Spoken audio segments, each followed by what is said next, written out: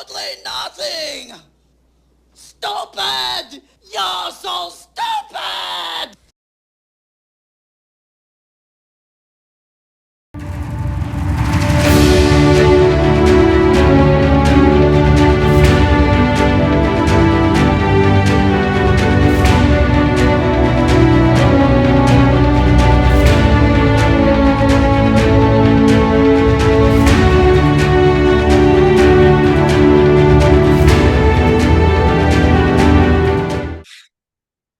All right, well, welcome to another edition of Inside BBI with John and Eric.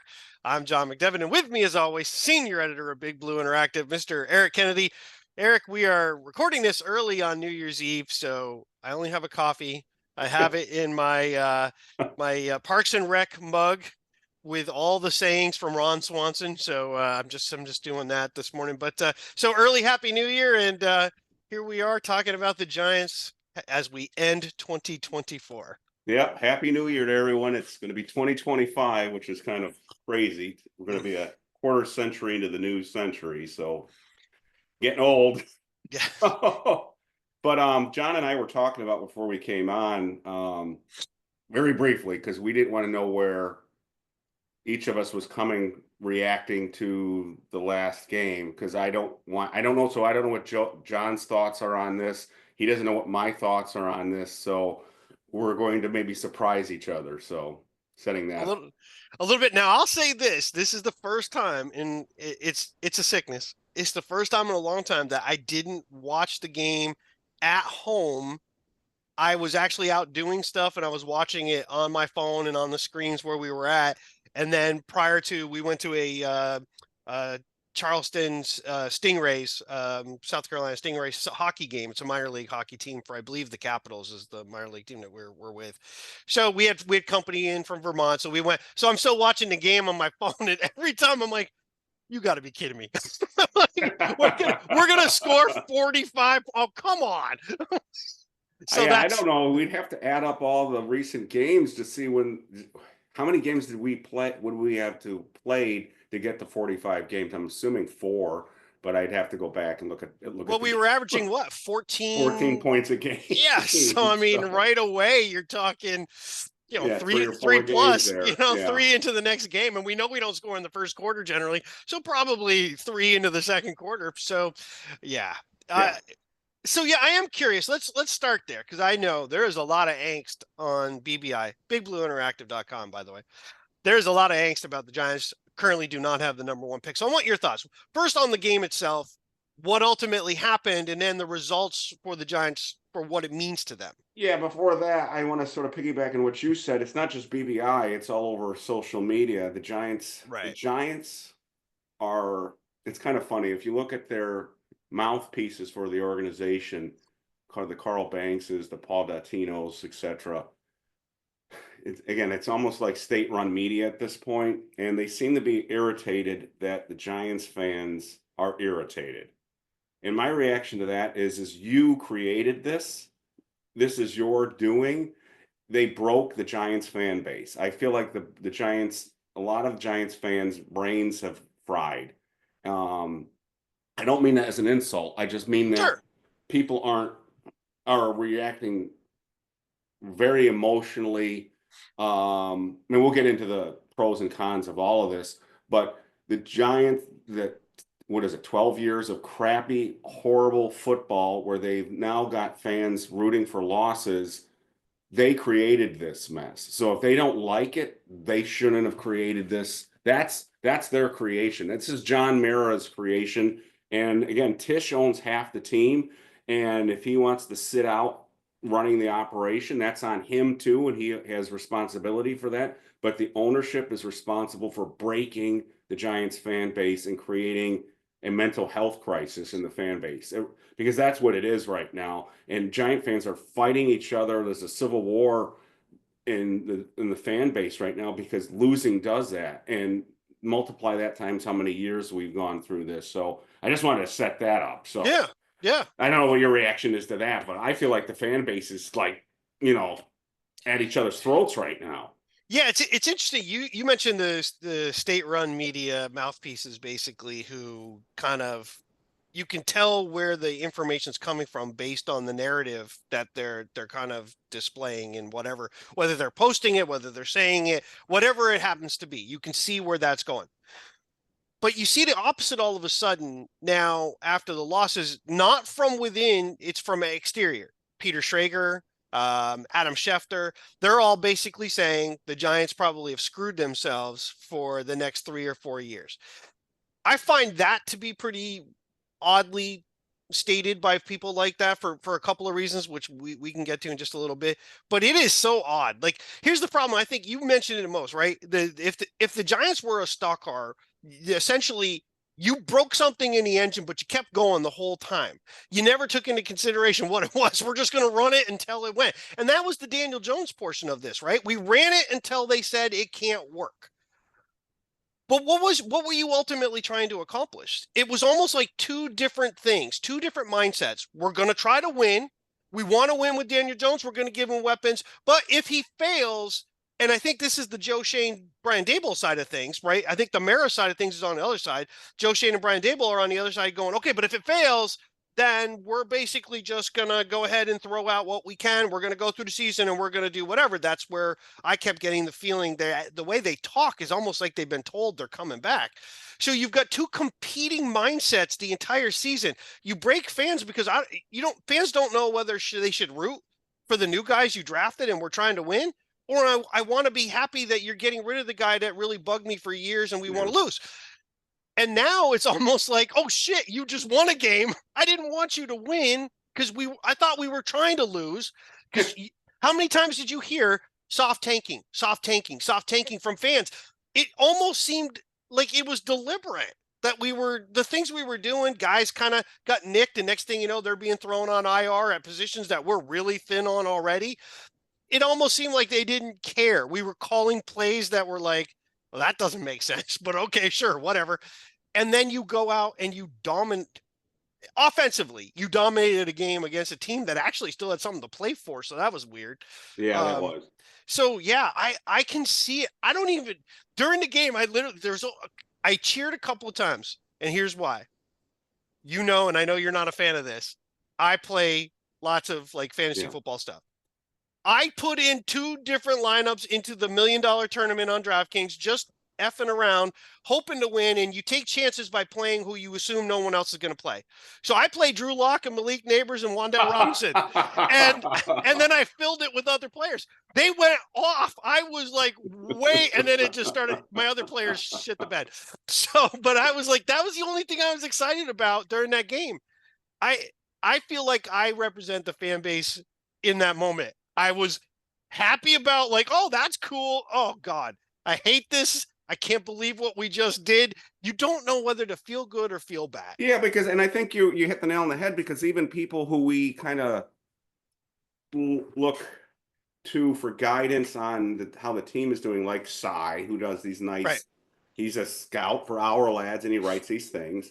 He came on our show and he thought the Giants were soft tanking. Plus, Daboll and Shane are coming back. So, and he may be right on the latter. We'll talk about that too. But the soft tanking narrative kind of went out the window, and I want to address that first too. So, God, there's so much to talk about. I don't even know where to start. I want to start with one thing before we move on, because I know I'll forget it. Daniel Jones, because I don't want to talk about him anymore, but except for one thing, because you brought him up. How bad was Daniel Jones that he couldn't do what Drew Lock just did, even remotely close to it, and he had all the opportunity. Again, he had the better offensive line. He had all these weapons.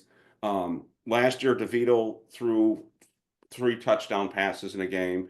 Right now, you and I talked all preseason and going early in the season that all Daniel Jones had to do was throw short passes to these weapons, and they would run after the catch and do what they did on Sunday against the Colts. And he couldn't even do that. So again, those people, and I got my last comment on Daniel, because I want to leave him in the rearview mirror. But again, no one's really talking about this, but this is kind of what we were hoping Daniel could have done, is just get the ball out and the Malik Nabers and Slayton and Wandell do all this run after the catch stuff, and he couldn't even do that. And if he was able to do that, he'd probably still be here. And he wasn't able to do that. So I just wanted to put that out there. So anyone still clinging on to Daniel Jones at this point, here was another nail in the coffin here for that whole argument, because he couldn't even do what Drew Lock did, which is kind of sad. Even in his last thing, even in his best game, Vikings of 22, Colts of 22, we put up a bunch of points. One was a defensive touchdown, so that kind of matches our special teams touchdown. Like, again, we couldn't return the ball to save our life all year long. But of course, in this game, we will return a kickoff for a touchdown. We had a defensive touchdown in that Colt game back in 22, but Jones ran, if I remember correctly, he ran 2 in that game against the Colts. So he had a couple touchdown passes. He ran them in. He's never been a guy since the Washington game of 2019 where he threw more than 3 touchdowns in a game. Drew Lock had 4. Plus, and that was the last time we scored this many points. Yes, exactly. Yeah. And that was a game that actually still meant something as far as what would Daniel Jones become, right? That's the end of 2019. We knew we were going to be getting the coaches going. Everybody threw their hands up in the air because, oh my God, you cost yourself Chase Young. But again, this is why I don't care so much about those kind of things. But we thought, okay, maybe he's an ascending player. Maybe this is a stepping stone. And what we've learned is these end of the season, you can't count earlier season games and say you shouldn't have won those games because you don't know the rest of the season. But at the very end of the season, the Giants have a habit of winning games that mean nothing. And they end up they win them in a way that you go, huh. But if it's contrary to everything else you've seen, then ignore it. Because I think the Indianapolis Colts quit yesterday defensively. I think if you watch them, they were horrifyingly bad defensively. And they were Deontay Banks bad. Thank you. Let's put it that way. I hate we'll Deontay Banks. We'll get into that in a sec. All right. But anyways, yes. Now that was it. So before I talk about tanking, because I want to talk about tanking, the other thing that you said, which influences everything, is this narrative that's out there now that John Mara has not made up his mind. So we've got that coming from multiple national reporters now. Doesn't mean it's true. So everything John and I are talking about, the only body who really knows what's going on is John Mara and people John Mara talks to that he's told what his opinion is. Okay. So we're just going off on what we're hearing from national reporters, and also, again, people will either like these comments or not like these comments from these rumor mongers, these asshats that we have that say they've talked to people in the organization or know people in the organization or connections who have said someone's staying, someone's going, or their minds haven't been made up. But we've heard repeatedly now that John hasn't made up his mind. Then we've also heard from a couple of people who heard gossip that Shane is coming back, but Daboll's gone. This was before the game. So we really don't know what's going on, but based on everything we're going to talk about really changes based on whether Daboll knows he's coming back or he doesn't know he's coming back. It's because it impacts this entire tanking conversation. It impacts what happened in the game. So the real question is has Daboll been told he's coming back, or is he safe, or he's on thin ice, or he's already gone? I was getting a strong impression based on his press conferences and just the lack of he just looked out of it. He looked like he checked out, that he knew he was gone. Now I'm not so sure based on what we're hearing on the national media, but they're not sure he's coming back. I mean, they have to still make the decision. So that affects all of this stuff. So I want to put that out there. So the tanking thing is this, because people are arguing different things here. And again, I'm getting caught up in this too. And I don't think I'm explaining myself well when I argue on the website, and I argued a lot yesterday. If Brian Daboll doesn't know if he's coming back or not, he has no interest at all in losing that football game. He wants to win that game because he's playing to either keep his job here or get another job someplace else. So unless ownership has come up to Daboll and said, you're coming back no matter what. He's not going to tank. The players on the field are not going to tank for the very reason that I already mentioned in previous episodes, and I used Drew Lock as an example. He's going to be a free agent. So the Right. players are not going to tank. So everyone arguing, saying teams don't tank because coaches and players don't tank. I don't disagree with you. That's not what I'm talking about. What I'm talking about are two things. One, the Giants spotted, whether they were tanking or not earlier before this, they spotted themselves 13 losses. So they came into this game 2-13 with 2 games left to go. It's impossible for a team to tank 17 games. It is not impossible for a team to tank 2 games. You can tank 2 games. You can do that. Right. And that's not hard to do. Now, that being said, doesn't that contradict what I said earlier? Management, ownership can tie the hands of the coaching staff and the team by making decisions for the coaching staff and the team. And the perfect example is what Giant Grit brought up yesterday is Malik Nabers did not practice for much of the week. He came into this game questionable. He's been hurt all year with multiple different kinds of injuries. When I do my game season review at the end of the year and I have to do all the roster write-ups, I'm going to have to go back and catalog all the injuries he had. I can't even keep track of all the injuries Malik Nabers had. But if you were going to tank this game, you should have sat Malik Nabers, and you had a reason to. He was hurt coming into this game to the point where he wasn't practicing, and you could have sat him down. And if he doesn't play in that game, they probably don't win. Could they still have won? Yes, but they probably wouldn't won. So what I'm saying is you can tie the hands of your own team and make it more likely that they're going to lose. And teams do that. People who say that teams don't do that, the Patriots may do that this upcoming weekend because they're saying that they may not even play May. But we've seen that happen before where teams sit players either for a variety of reasons. Either they want to protect players because they're going into the playoffs, or they do want to lose and help their draft. So that's where my issue is coming. There seems to be a fly by the seat of their pants thing with the Giants right now, and they were so close to being able to take any player they wanted into this draft, and they blew it. And now I'm coming out of this season going, what the hell was it? All we got out of the season was we finally got rid of Daniel Jones. Everything else to me has been a complete waste. It would have been fantastic to at least have your ability to either use the first pick or the second pick on a quarterback, or use that to trade down and accumulate a bunch of picks. And now that's been taken out of their hands. And everybody who says that doesn't matter is trying to convince themselves of something that's not true. It does matter. They took something more valuable out of their hands by winning a game no one's going to remember, other than the fact that it cost them that opportunity. Because no one's talking about last year. Hey, we beat the Commanders. Hey, we beat the Packers. No, or we beat the Eagles in the finale. No one's talking about that because it doesn't matter. And that didn't help us going into Right. It didn't translate. There was no momentum. There was nothing good that came out of that. So two things can be true. Players and coaches don't tank, but at the same time, you can tank by creating conditions for the team to make it harder for them to win. That's my point. So I'm going to do in reverse. I'm going to do what you just finished with, and then I want to go back to something you had said earlier because I wanted to ask you a question on that. So here's the part where I'm going to slightly disagree.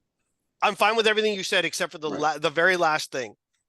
I think I even said this in the last show. While I wanted them to, at this point, to keep that draft selection, I was extremely concerned, though, that there was a picture being painted already. You had Sanders pushing his agenda very clearly, clearly pushing his agenda. I'm going to be number one, and he's pushing the New York piece. So obviously they like the New York, the idea of being in New York, the media, that stuff. And the Giants at the time were, at the top. But I felt like that was going to force the Giants, whether it's Shane, which we believe it would be, and the ownership, to go that route, to take that guy just because. And I'm not sold on Shadeur Sanders, and he played a bowl game, which, again, you don't want to hold the bowl games because different players don't play and whatever. But Colorado played most of their guys. They were there. No one opted out as far as I know. Hunter played, Sanders, both the Sanders kids played. I don't remember anybody opting out. So you're either going to be forced to take Sanders, or now you're going to be forced to take Ward, which I'm a Ward guy, but Ward's what he chose to do in his bowl game, set a record and then sit the rest of the game. That doesn't bother me as much per se, but the mentality part does. You play, you might as well just keep playing. I realize you were worried about injury and stuff like that, but you didn't worry about the injury prior to setting the record. Right. You wanted the record and then you sat and you allowed your team to lose. That's a hard thing for me to swallow. So what I was worried about is Shane then is boxed in. They won't trade down. They won't trade from one because the optics there, you need a quarterback so badly. And that's what everybody keeps talking about. It's why, and forgive me, I posted a question and I didn't go back to look at all the answers. I was curious to see, but I think most people seem to be up in arms because now you don't get Sanders Ward. Are you sold on Sanders Ward? Either one of those guys at number one?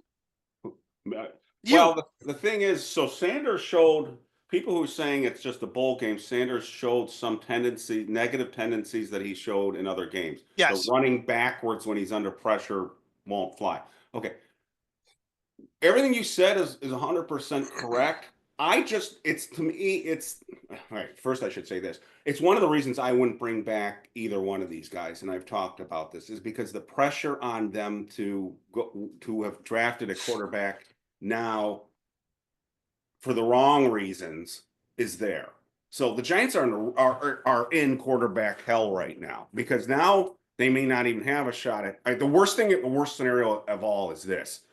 They trade up now for Sanders and give up future number one draft picks for a quarterback who may not be all that. And I saw some comment from, I think it was Skinner, and Ryan Dunleavy retweeted it and said that I don't get why Giants fans are okay with taking Sanders at number one, but they're not okay with trading multiple draft picks away to trade up for the same guy. Yeah, I'm one of those guys because, again, first of all, no draft pick is a sure thing. Well, that doesn't make sense. And if you have to give up multiple guys for a guy that you might have some question marks about, then you're really sabotaging your franchise. If you give up one number one pick, even if it's the first pick, you can kind of overcome that. You cannot overcome giving up multiple number one picks, because then you're setting yourself back another 5 years at that point. So, but that argument doesn't make any sense. I mean, for Skinner to say what he said is stupid.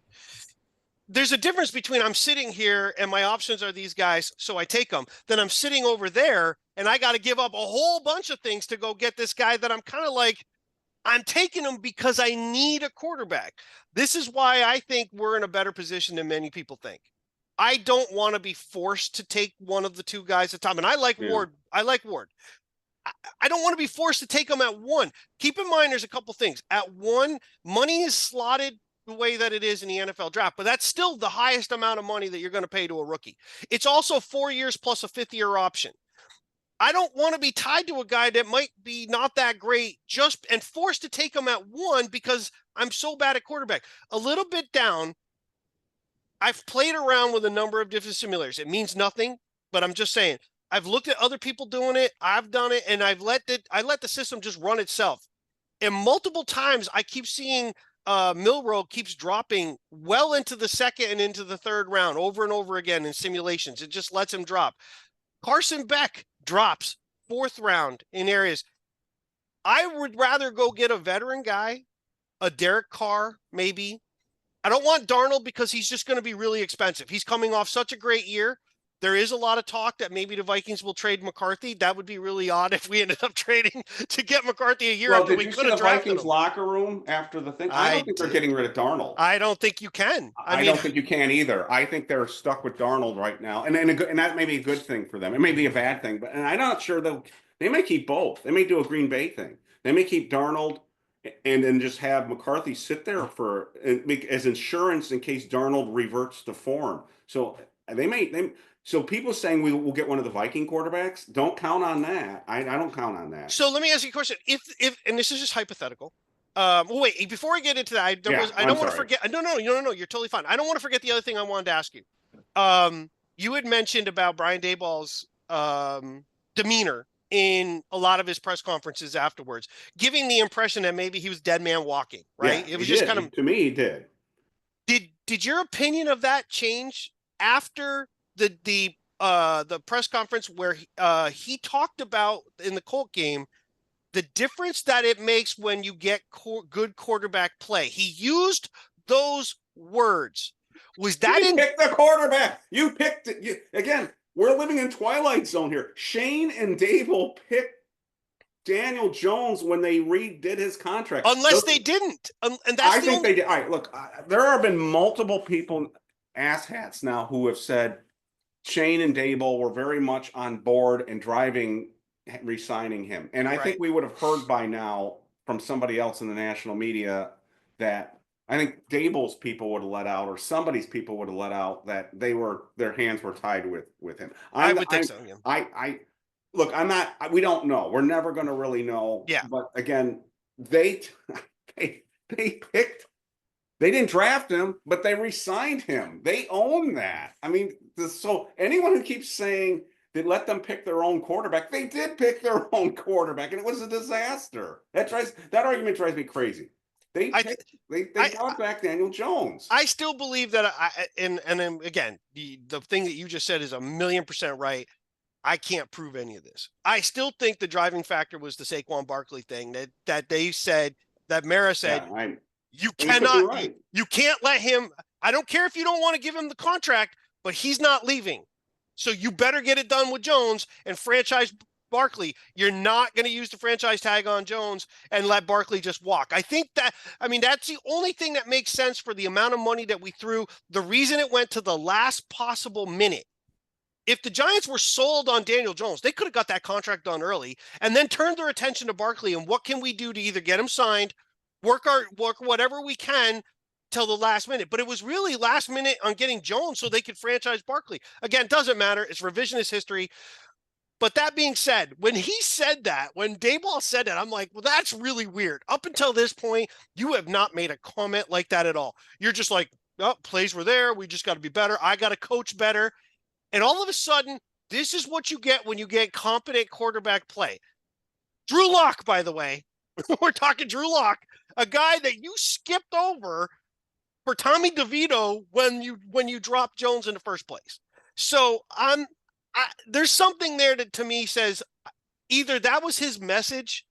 I know I'm still gone, and that's the jab at Mara and Shane and those guys.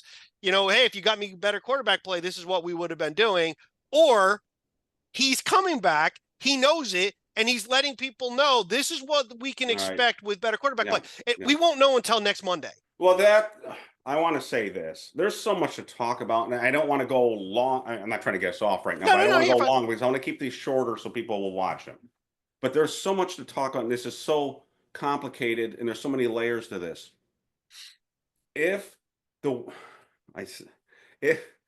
John Mara has not decided, he's an idiot. You have to decide. Nothing that happens in the last two games should influence what the team does at GM and head coach. It should have been already decided. So nothing that happened against the Colts and nothing against the Eagles should change anything, because these games are relatively meaningless right now. What happened before this and what happened last year is what matters. And what happened in the first year is what matters. The whole ball of wax. And we're seeing some Giants fans are falling prey to this too. I guess I could believe it.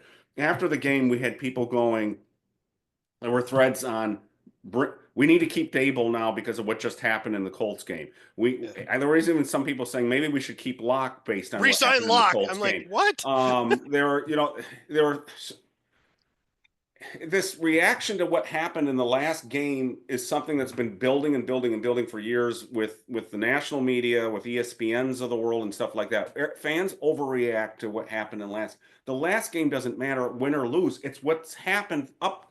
They lost 10 games before the last game. That's what should be the big overriding thing here. So if John Mara is still making up his mind, and this colors what you're talking about. You might be going, why are you bringing this up? No, please. But this colors the Daboll thing. Has John Mara really not decided what he's going to do with Daboll? Because if he hasn't, He's dumber than I think he is. How could you decide?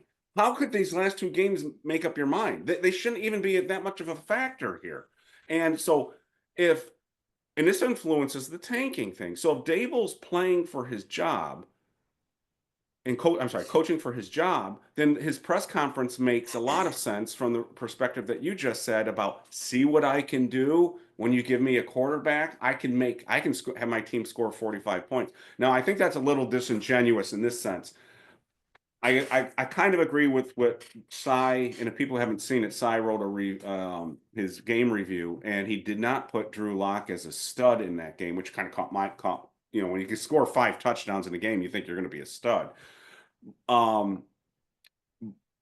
But Lock threw passes, a lot of short passes that the wide receivers did the damage after the catch.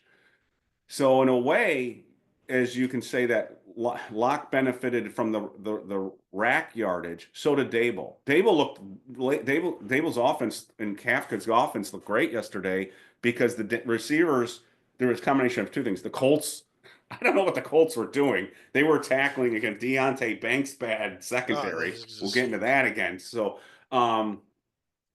and then also the run after they were cool plays. I mean, the one thing about this game I want to state is some people isn't there anything positive?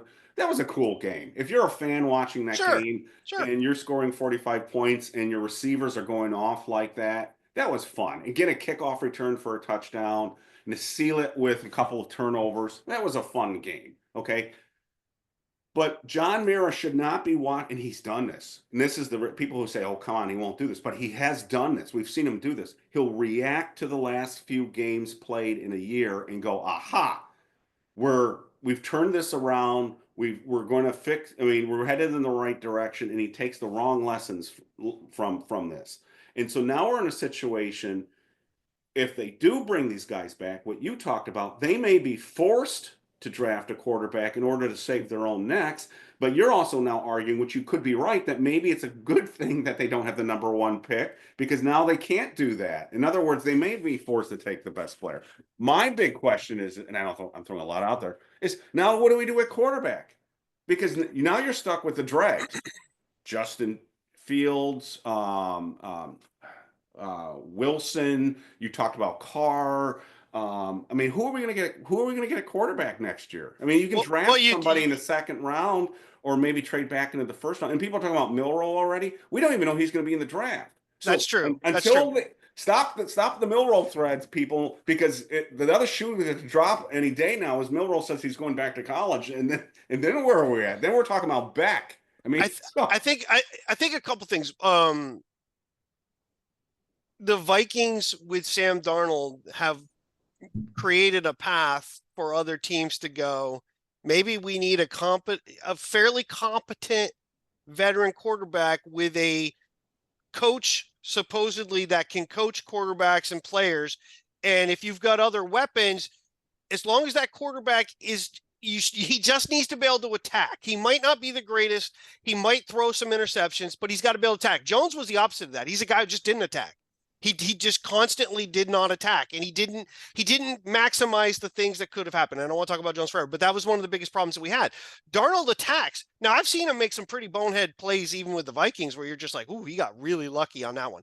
So quarterbacks, you talked about Fields, Wilson are going to be out there. Carr is obviously going to be out there because the Saints have to cut salary. They are way over the cap. So he's definitely going to be available. We probably Stafford. Do you trade for Stafford? I don't think the Rams, I don't think Stafford would pick to come to the Giants now where they're at in the risky situation that they would be in. But I would love it if you could get him. You could probably turn things around pretty quickly.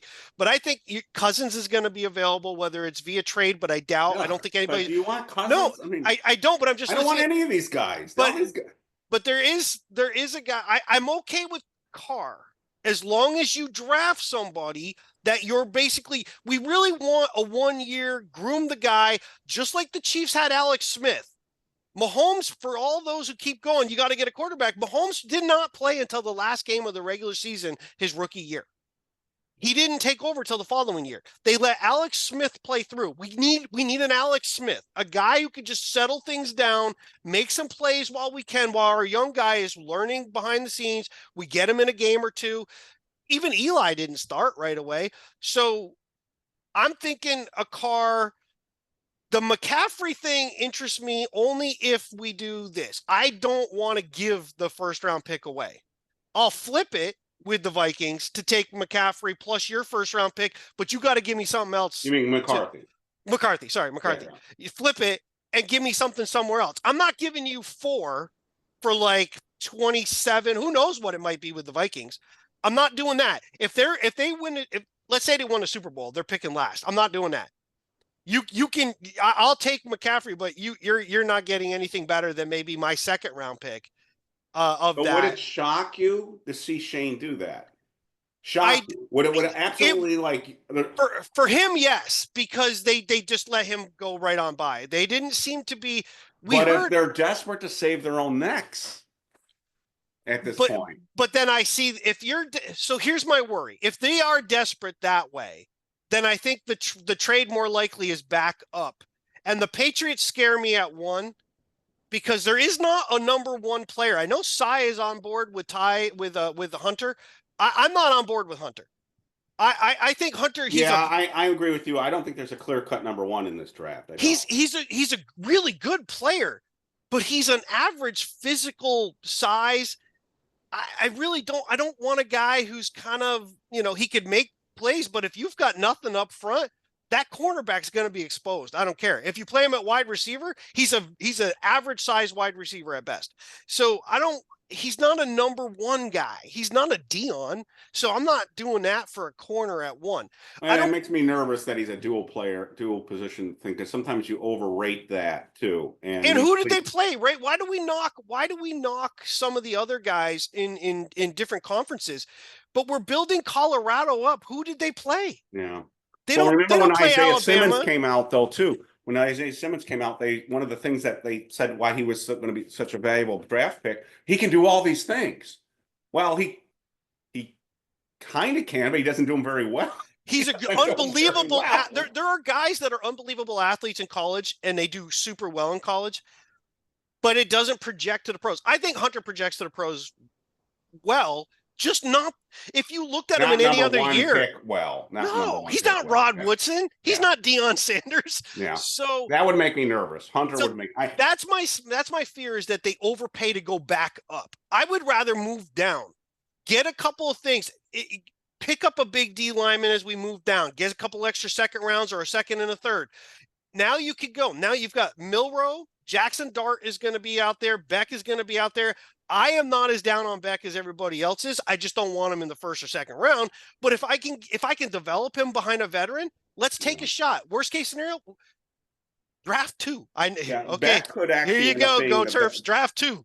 and Beck could end up being the better pro. So we don't know. We don't know. There a couple of things. God, there's so much going on in my mind. This could still all work out for the Giants. I got a shout out to Brennan out there, one of the moderators, who emailed me. A couple of people have emailed. 3 people have emailed me this week saying, I am so down on this team. It's hopeless. I can't stand it anymore. And I said, well, let's still see how this all plays out, because it's kind of getting to what you're saying look, I think what happened was bad for the Giants this last week. And I do, but it still can work out for them just by chance. They might end up backing into the right player, that kind of thing. We've seen that happen before. The whole Chase Young versus Andrew Thomas thing. People love to bring that up. We'll see. Let's see how this plays out first before we get all nervous. But my big concern here is looking at the quarterback position. I look at it strategically. Other than the Eagles, who are loaded all over their roster, and so they can actually win a Super Bowl without an elite quarterback. The league right now has 4 or 5 guys that are MVP candidates at quarterback that are really, really, really good. I mean, sure, right? You agree with that, right? Like We're talking about Jackson and Burrow and Allen and Mahomes. Those are if you have one of those guys, you're always going to be in contention now for a Super Bowl. That didn't used to be true when you and I were watching football, when it was Dan Fouts and Marino. You could be elite back then, but if you didn't have the rest of the team, you had to have a defense. You had to have more than that. But now if you've got that guy, you can go on an Eli Manning type run. Like Eli Manning carried the 2011 team, and then they got into the playoffs. Eli, if he gets in the Hall of Fame, it's going to be because of those 2 playoff runs, not because of what he did in the regular season. Right. But if you got that guy, you're gold. I'm worried we don't have that guy. Right now, we're talking about having fallback guys that just, as you said, steady the ship. Because we're so beaten down as a fan base. To us, going 9-7 would be like paradise right now. But the goal isn't to be 9-7. The goal is to get to the Super Bowl. So what I'm afraid of is if we're getting a Fields or a Carr to hold down the fort, well, we have a second or third round. We missed out on the Ward. Maybe Ward may not be that guy, but Ward could be that guy, and we're missing out. Meanwhile, Jaden Daniels is in Washington now, and people say, well, look, he may not last. Yeah, he may not last. But what we've seen right now, he looks like the real deal. He looks like a guy that if we were Commanders fans, we would be ecstatic right now, going, sure. Holy crap. And this is his rookie year and he's doing this. Imagine what he's going to be 5 years from now. So that's what I'm bummed out right now is I'm like, okay, where are we going to get the quarterback that's going to get us another ring? That's what I'm really, but we're so beaten down. Other fans are like, God, we just got to get somebody so we can just at least score 25 points in a game and maybe have a 9-win season. To me, that's kind of a loser mentality, but that's where I'm at with this, and I know a lot of people aren't going to agree with me on that. That's what quarterback hell is. To me, you have to really be an elite team. You've got to get that guy, and Washington's got that guy.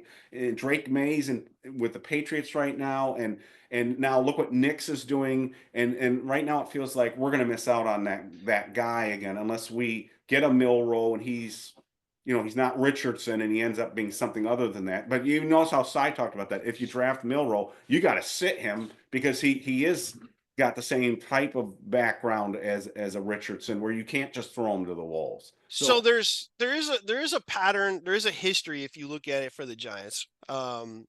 It's not always going outside. Sometimes it was inside. You had Phil Simms. We drafted Phil Simms. He went through a number of years of being injured. And there was a thought. A lot of people don't remember. You can go back and look it up. The Giants were flirting with trying to figure out how they could get Warren Moon from the CFL. Warren Moon ultimately went to Houston. So, and then Phil Simms has his 4,000-yard season in '84. That kind of changes the trajectory of his career. It changes the trajectory of the Giants overall. And it was Parcells kind of his change too. But he had been injured and all this other stuff. Then you go from Simms, we move on, right? And we have Hostetler, who was there for a while, but he really didn't take it over. Simms kind of took it back again. We drafted another guy, number 1, and that guy flamed out. He was not a great quarterback.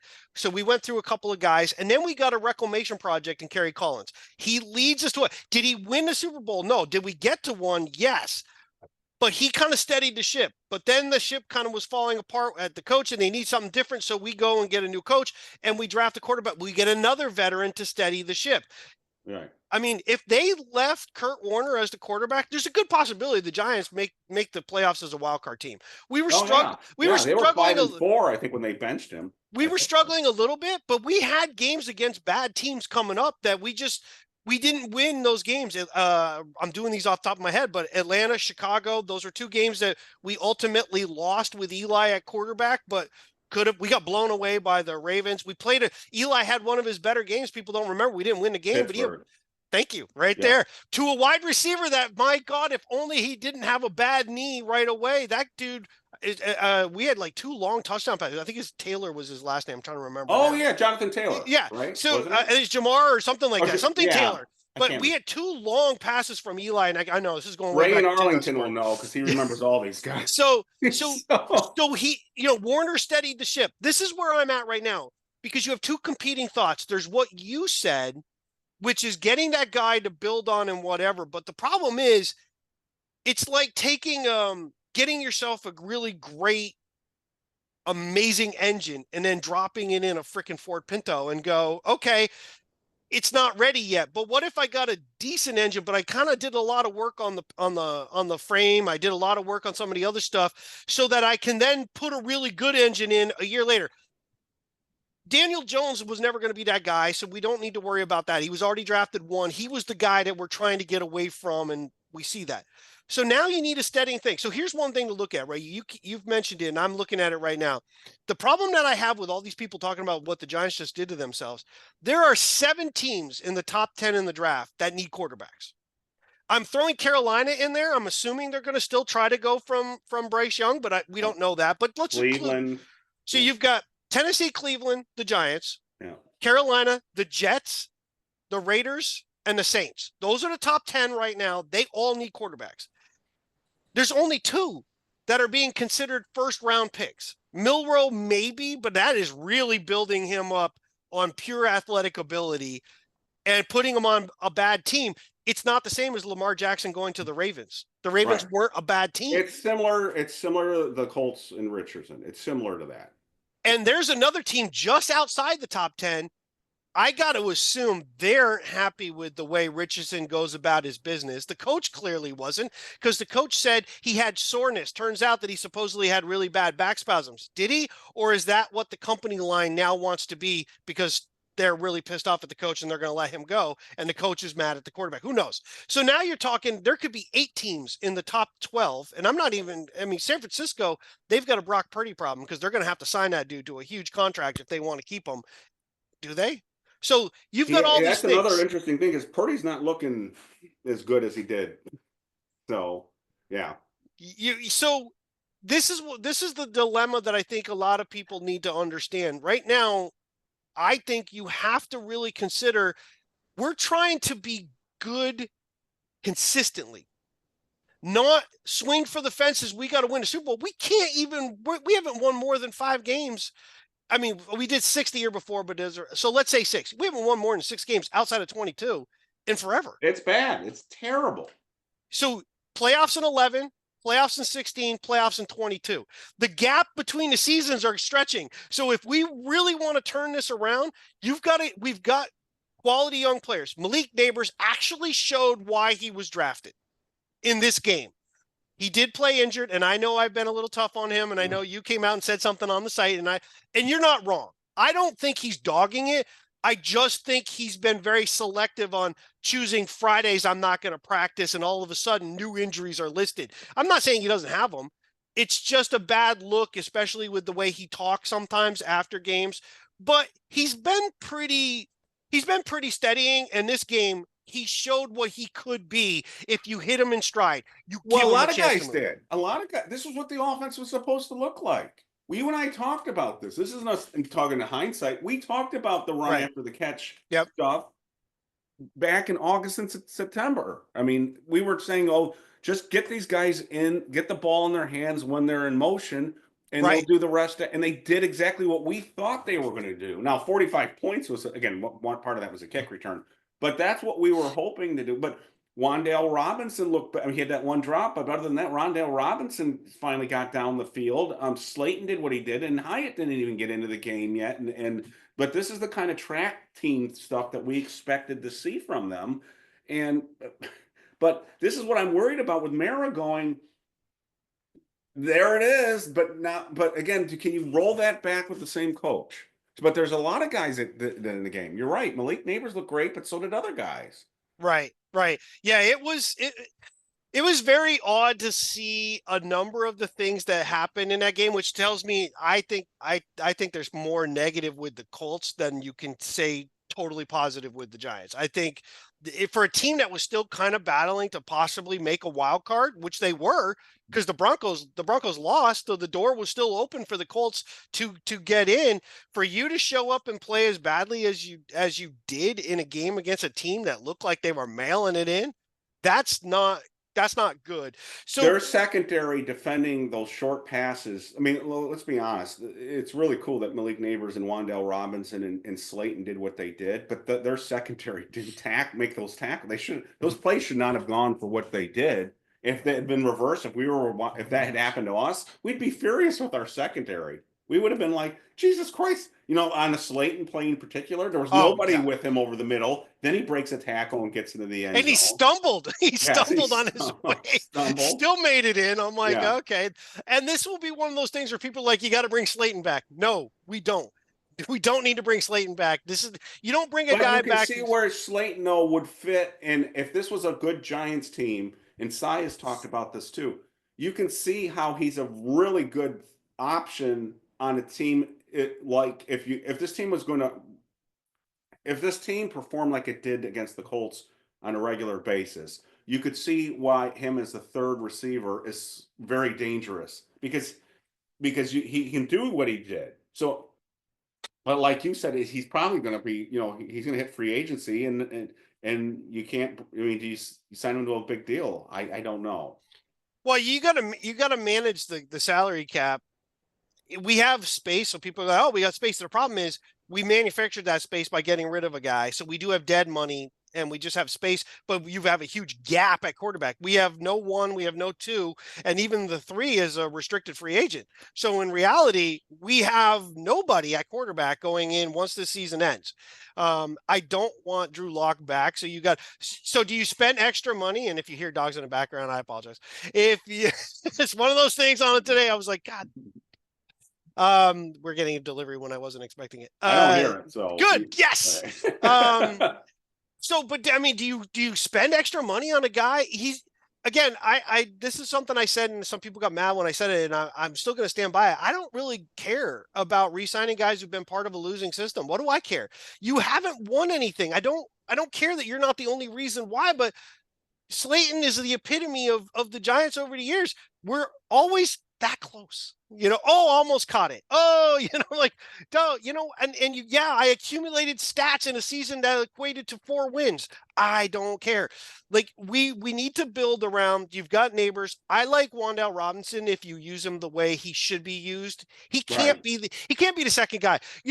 After he scored his touchdown and they're showing him walking away and the other players come around him, Jesus, he looks like Kyler Murray if you put him with the other quarterbacks. He's just how does your But I still think he's better than he's shown because again, look, yes, a lot of people have dropped passes with the Giants this year. I don't know what happened this year with our hands, but you can't discount the hands thing. But I still think there are people on this team, and I said this before with Hyatt, but Slayton and Wan'Dale and Theo Johnson and all these other guys. I think they're better than they've shown because of the quarterback position. So, yeah, I agree. I mean, you mentioned Locke.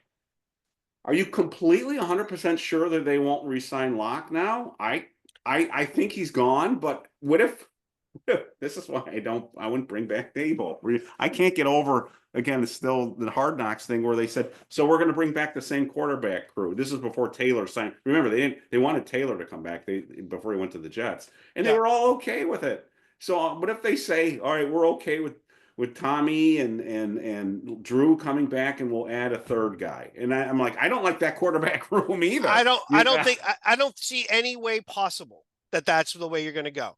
Now, I don't think it will, but if you bring back Daboll and Shane, then you don't, because you made your bed earlier in the year when you put Tommy DeVito in before you put in Drew Lock. That thing is done. You can't go back and be like, oh, we love Drew Lock now. You showed your true colors already. You didn't want him. Doesn't it feel like everything's been chaos? There doesn't seem to be any plan to this. And it seems like, again, they've been flying by the seat of their pants. Let's play this guy. Let's play this guy. Let's do this. Let's do that. Nothing seems. I don't want to go back and rehash this, but the whole Barkley, Daniel Jones thing. They're coming. They're going. They're coming back. They're going. And now this. I mean, everything just seems so chaotic and so sort of. Is Daboll and Shane coming back? My guess, and we should talk about that. My guess is, even before this game, it started to seem more and more likely Shane's coming back, but Daboll was going. Now, my big fear, and a lot of other Giants' big fears, is Merrill not only did the Giants lose the ability to have the first or second pick, but they've also, Merrill may convince Merrill that Daboll should come back. That don't pay attention to the 10 losses right before this. if they beat the Colts and they beat a Eagles team that sits at starters, and we don't, even though we're paying a bunch of backups because by default. But if we beat the Eagles, and it's not out of the question we beat the Eagles, then I very much can see Mara going, we're on the upswing. We're going to bring them back and we're going to roll this out again. That's my big fear right now. So this is what I want to ask you when you said that. All right. So let's say Shane is coming back. Whose decision is it on Daboll? Is it Shane? Does Mara go to Shane and go, do you want Brian to be your coach? Or is Mara going, Daboll's the coach? So that's the question I have. See, if you bring Shane back, you're basically saying Shane's the decision maker of what's going to happen with the coaching staff because you're the guy who's got to work with them.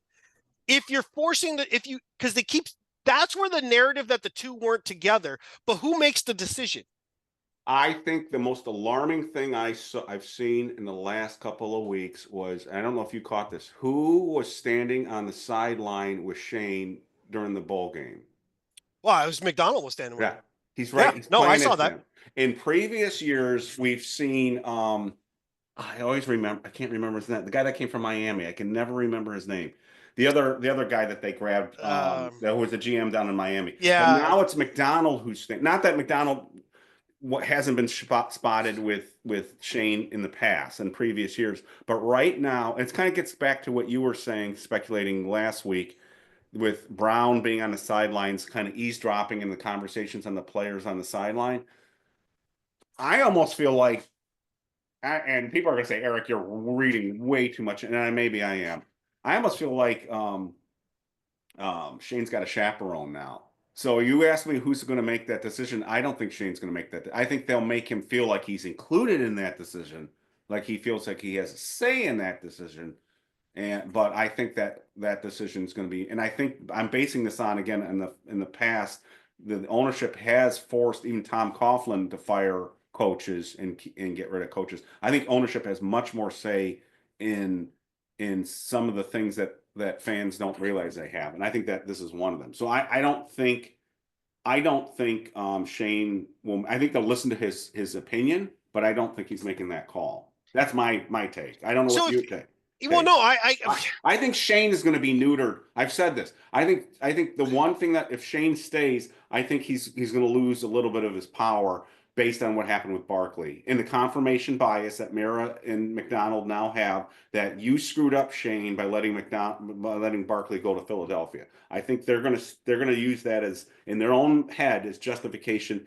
Is, yeah, Shane's coming back, but guess what? We're going to have a little bit more. The leash is going to be a little bit shorter on him. They gave him a bigger leash before. Then why don't you just make McDonald the GM then? Because the optics are so horrific. How does it get any? It would confirm. I think it's worse this way. I think if Mara didn't have to worry about public opinion, one of his relatives would be the GM. I really do. Yeah. I think in the past I would argue against it, but I think you might be onto something. I will say that this goes back way back, like in 2013, 2012. There was a piece out there where he got real defensive about Chris. Yes. He said Chris is so respected around the league that he could be a GM with any other team in this league, but he wants to stay with this team. It was delusional. To me, it was delusional. And I've heard the same thing about McDonald from Charlie Weiss was on when he does the morning kickoff with Bob Papa. That came up one time, and he basically, he's respected across the league. If he left the Giants, he would be a GM somewhere. And I'm like, bullshit. No, stop this like just blowing the horn of everybody who's related there. The bad part about the confirmation bias thing will be the Mara side of it. McDonald was not wrong when he asked Shane the question. The question was legit. It's a legit question. It wasn't you should keep Barkley. He basically said, so what is our identity on offense then? And Shane goes, it's not to have a $40 million quarterback handing off to a $12 million running back, which is odd because we paid Singletary a decent amount of money to basically not get the ball. So ultimately, that didn't make a lot of sense. I think Shane's arrogance really kind of came back on him, but I think he's buddies. I think he's buddies with McDonald. You saw McDonald, right? He's not just with Shane. He went with Brown out to Colorado the previous time. Shane went out to Colorado with Brown and McDonald. McDonald goes everywhere where any of the GM, assistant GM staff goes. McDonald's right there. They're all together. Right. So I do have a weird feeling that I think the consensus is probably already there that Daboll's gone. I think so too. Now, I'm going to ask you this. This is kind of just off the wall. I'm going to look up. You're talking. I'm going to look up at the other guy. I can't ever remember his name, but yeah, I'm trying to remember. I'm looking it up. You have a coach that's about to be a free agent after this weekend, and the team he's with may or may not try to re-sign him, but it sounds like they are interested. But he's going to be a free agent. Do you have any interest in Mike McCarthy as the next head coach of the New York Giants? I have never really thought that highly of the guy, and part of it is because of my bias in that when we went into Green Bay and we beat his team when they were 15-1 or whatever. I always thought he was kind of overrated. I would not. He would not be my first choice. I think there are other more interesting guys and you've talked about. I would be more interested in Arthur Smith that you've talked about than him. There are other guys that Cy has brought up. Ben Johnson, I would be more interested in if he would. I just can't picture I can't picture him unless you're going to give him the farm, and you kind of need a GM that is really aligned with him, and meaning you're going to get me the kind of players I need. Because here's another thing, right? Real quick, the Lions. I'm just going to do the Lions. They're loaded. They're loaded on offense. I was going to do the Lions, the Bears, and then that's kind of funny. But no. So the Lions, the Vikings, the Buccaneers. What have they all done? They went and got a quarterback that somebody else didn't want. The Lions pulled Jared Goff in because the Rams wanted Stafford. So they get Jared Goff. The Vikings have Sam Darnold. The Buccaneers have Baker Mayfield. These guys have all taken guys who were kind of bouncing around or just hadn't done what people thought they were going to do, and did something with them because the rest of the organization was built around, hey, this guy can play to a point. We just have to, which makes sense the way the Giants were thinking. It's like getting a dog, but you didn't have the guy that had proven to be an attacking quarterback for a dog. You basically got a guy who's more of a, here's the ball. I'll hand it to you. Hopefully you get it. So I'm thinking there's other ways to get there. A Ben Johnson's not going to come here, though, if you're not going to get a bunch of the other players that he needs to build. His offense is, look at what I think we've got some of those players with the receivers that we've talked about, and plus the Theo Johnson thing.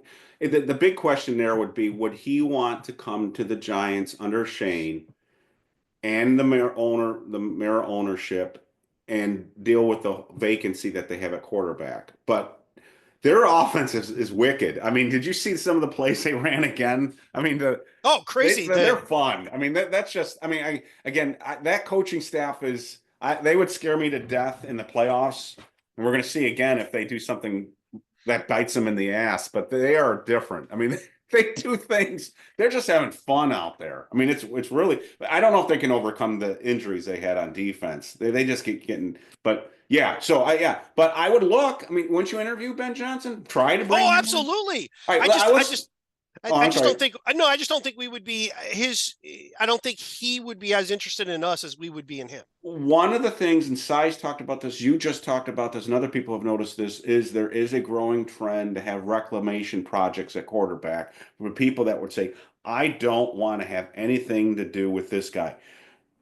But then some coach gets their hands on them and sort of reinvigorates them a little bit. So now there are some quarterbacks out there.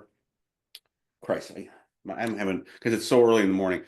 Who's the guy they were just bringing up? The guy with the Jets that bomb flamed out. And people Zach Wilson. Zach Wilson. So some people were talking about Zach Wilson. No. Well, I don't think he'd come back to the New York market, but Zach Wilson, when I watched him, I thought he was horrific. I wouldn't want to have anything to do with him.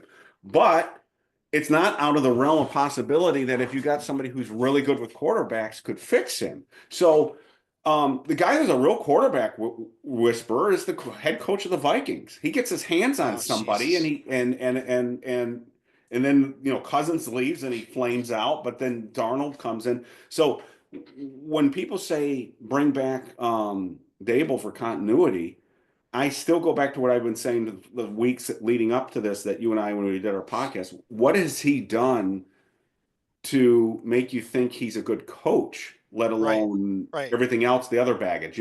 He's playing, they have to draft a quarterback now to get, but they picked to bring back Daniel Jones. His offense is averaging 14 points a game. It averaged 15 points a game last year. You can't just go, well, oh, they scored 45 points against the Colts, we need to bring him back. That doesn't make any sense to me, because then Right. you're ignoring the other 30 games where this team has won 9 games since 2022. I mean, it's Well, and you said like don't use the last game. Use the last year, the year before that. just the season. Use those as things. But see, I think that's the one problem with Dayball. It's not about 22 that gives you the impression he's a quarterback whisperer. It's with the Bills and Josh Allen. But what would Josh Allen have been with another coach? We don't know. We have no idea what would have happened. I can say he had Ken Dorsey with him as well at that time, who Ken Dorsey now, I believe, is with the Browns, I think. Yeah. I think Dayball's the mystique of him being the quarterback whisperer is really tied to a superstar athlete talent at quarterback versus anything he's done with any of the other quarterbacks. Well, that's what it's looking like, and that's why I think they got to be it's a very dangerous situation, because we talked about this earlier in the previous episodes. If they roll this back and they flame out in September of next year and fans are tuning them out, then you've just lost another year, because they're going to fire him and they may fire Shane next year, and then whatever they did in the draft doesn't matter at that point. The new regime is going to come in. So that's why, again, I'm like, this is would you dip back into the Tyrod Taylor thing to bring him back as the veteran starter and get a rookie behind him? He's done this multiple times. I wouldn't discount it, but the guy's a turnover machine too. Oh, absolutely. But yeah, the quarterback market is so bad that I wouldn't discount anybody right now, because you keep saying we don't have anybody on the roster unless you bring back Drew Lock, which I wouldn't either. But Drew Lock actually may be one of the This is why I'm worried. So, is John Mara really thinking that Daboll comes or goes depending on the outcome of the Eagles game? Because first of all, again, the Eagles are going to sit their starters, and then if we do win that game, we could drop down to 10th in the draft, and which not only affects the first round, as Giant Grit has been pointing out very smartly, intelligently, as I botch English language here, we will lose the top pick in every round. So the first pick in the second round is incredibly valuable, because not just because you have that pick, but you can trade it. It seems like every draft we go through, teams are begging to get that first pick in the second round after the second day of the draft, and they give up the farm for that pick oftentimes. So we're not just losing the first pick in the first round, we're losing the first pick in subsequent rounds too. And they do, if the records are the same, they do rotate, but not when you drop to 10. So but think how crazy this is that if Mara, and again, we don't know this, but this is the word on the street, if Mara is actually thinking about keeping Daboll, and you would think that if that's true, then this game against the Eagles is really important in Mara's mind. He's going to keep the coach that put him in this position, but only keep him because he won a meaningless game where the other team set their starters, and ultimately hurt the Giants big time, hurt the Giants draft position.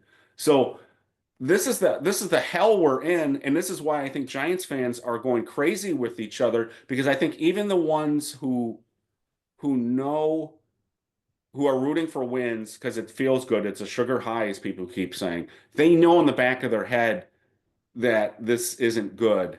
and they're put in this really, really uncomfortable situation that the thing that you love, you kind of want to root against because in the long term it's better for them. But some people can't process that still. Some people can't understand that sometimes bad things have to happen in order for you to get better. And it's those people that are going haywire right now because they're like, they're so mad at the other Giants fans who think that way because they're saying, this is our team. You don't want them to fail. Why do you want them to fail? Because we want them not just to get out of we don't want them just to win a meaningless game in December that improves their record to have 5 wins instead of 3. We want them to get back to the Super Bowl. That's the ultimate goal. And so that's where the people that are saying it's better if we lose this game, guys, are coming from. But that tension is driving fans crazy. So the way I look at it is this, and I could be wrong, so I'll say that right off. But this is how I feel. If come Black Monday, if Daboll is the head coach, the Giants have decided that they are going to get a veteran quarterback and take a quarterback probably lower in the draft to develop. Right, which it looks like more likely that's going to happen. Because you can't bring Daboll back and draft a quarterback really, really high when Daboll's on thin ice. Because if they don't win, you're going to get rid of them. And now you got a rookie, and he's going to be on his second head coach with a whole new offensive scheme. But they can do that. They've done that before. But they can do that. But it doesn't make any sense. It doesn't. But they'll do that. But I don't think we have done that. We did that when they drafted. They stuck Daniel Jones with both Joe Judge and Daboll. Right, but no, but that's different. Jones was already here. Right. We drafted Jones with Shermer. Shermer right. was the coach. Right. But we still had Eli. So you drafted Jones to be with. You were hoping Eli would have another 2 years, and you got your guy. They didn't want to play him 2 weeks into 2019. Right. That was not the plan. Right. This is different. I thought your point was you're sticking the new coach with a quarterback he didn't draft. Right, but what I'm saying is you wouldn't go get a rookie at the top of the draft with a coach that might not be here next year. You might as well just get the new coach to be with that rookie quarterback. That's my argument. If you keep Daboll, you're going veteran, which is now kind of like Shermer's situation. Eli was the veteran. The quarterback came after the fact. He was there, but he wasn't there to take over. He was there to ultimately assume the reins down the road. It just was much faster than anybody thought it would be. Well, those of us who thought Eli was already done probably knew that. But I'm saying if you go and you've got nobody, your cupboard's bare, and you're going to get a rookie quarterback, you've got to give him a coach that can at least have a year or two with him. Not he's 1 year, and if you don't start winning early, that coach is out. Now your quarterback, you've probably retarded his growth completely because of I don't know if I'm allowed to use that word. I didn't mean it in a bad way. You've stunted his growth because you put him. So if it's me and I say Daboll's coming back, then I want a veteran and then a rookie second, third, fourth round guy that I can develop because maybe I'm getting a different quarterback in 2026 anyway. But maybe I get, if you're the quarterback whisperer, do it with a veteran. A Carson. John, you're making complete sense. You're making too much sense. You're making complete sense. But the Giants, and they're going to get. Look, you and I want to have a lot of guests on this show. We're alienating everybody, so I don't know if we're going to have any more guests. And we do want to have Skinner come on, so I don't want to be too harsh. I just didn't agree with him on that point. I didn't agree. I don't know if Paul Dottino's going to come on. I don't know if Carl Banks is going to come on now. But you're making complete sense. I know Mara's not. Come on, but they've done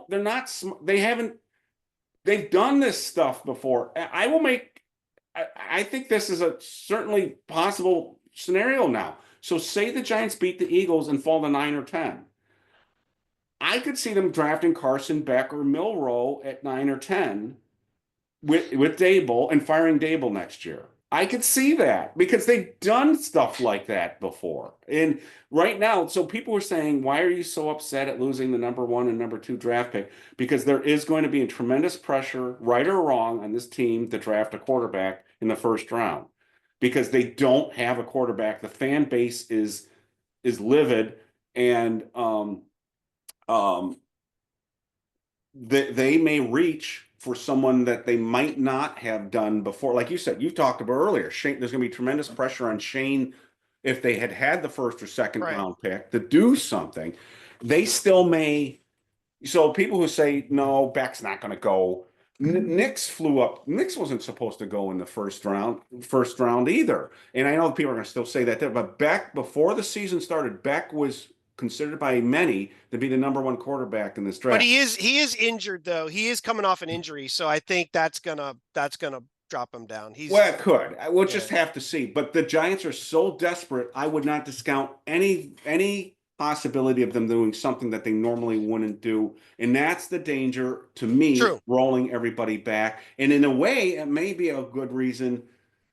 It may be a good thing for McDonald and Chris Mara to be more involved this time, because maybe these guys do need a leash at this point. But to me, that again, it's like, then why bring anybody back? Why don't the continuity? I understand the continuity thing. It just Daboll did not impress me this year, any way, shape, or form. If there was something he did, if they were. What I'm seeing Giants fans doing is this. Well, they didn't quit on Daboll. Well, that's not an argument to keep a coach. They didn't quit on him. That's talk about lowering the bar. I want a coach where you go, wow, we really outcoached the other team, even though we were undermanned. We saw glimpses of that in the previous 2 seasons. Not enough in 2023, but a little bit towards the end of the year. But we've got one game this year and the other thing I want to throw out too is one of the big reasons I don't want Daboll back right now is he can't pick defensive coordinators. We haven't talked enough about the Colts game. Oh my God. We gave up 33 points to Joe Flacco. I don't know what's going on with Deonte Banks, but he's looking like Jeremy Lincoln out there all of a sudden. I mean, it was awful. That was an awful game. And I've defended Banks on this podcast. That was our secondary play against Joe Flacco. And can someone cover Alec Pierce? I mean, what the hell was that? That was absurd how bad our defense. And I get people are going to say, well, we're playing with all these guys. No, the guys that were disappointing me was our first round draft pick. It wasn't Garcia playing defensive tackle. It was the guy that Shane traded up for in the first round, and all of a sudden he can't cover anybody. Playing with all these guys only means something in the concept of a team piece, whether it's the defensive team, the offensive team overall. In a one-on-one situation, which is what we're talking about, Deonte Banks can't seem to figure out where the football is ever. He's getting worse, too. He grabs and tackles or pulls the arm, and he acts like an idiot afterwards. Like, I don't understand what you call it. You don't? You suck. I've seen fourth-string corners in preseason games be less grabby than he was. And Banks wasn't like this last year. But it was a knock on him, though, coming out of college, that he was very handsy. But he's getting worse. He's awful. He had no confidence in that game yesterday. The one where he had the long pass interference, you saw he panicked. Absolutely. He had no idea where the ball was. No. And he's regressing, and everyone keeps talking about Jerome Henderson being all that. And maybe he is, but Deonte Banks isn't getting better. And this defensive coordinator, to me, I still don't know what they're kind of trying to do. Actually, the defensive line has been playing better since Dexter Lawrence has left against the run. So there was that one awful run that we gave up, the touchdown run. But it hasn't been good. I'm not saying the run defense has been good. I'm just saying it's been better with the third and fourth string defensive linemen. So anyway, he picked Wink Martindale, had to get rid of him. I don't think there's a lot of Giants fans who want Shane Bowen back. But he'll roll him back probably too. So that's part of my thing with Daboll too. Is I'm not real high on other elements of this coaching. Well, I think that's the other reason you get rid of Daboll. You've already got, we've seen this in the past, right? Tom Coughlin was basically forced to move on from different coordinators, or you weren't going to be here. So he did, and that worked out.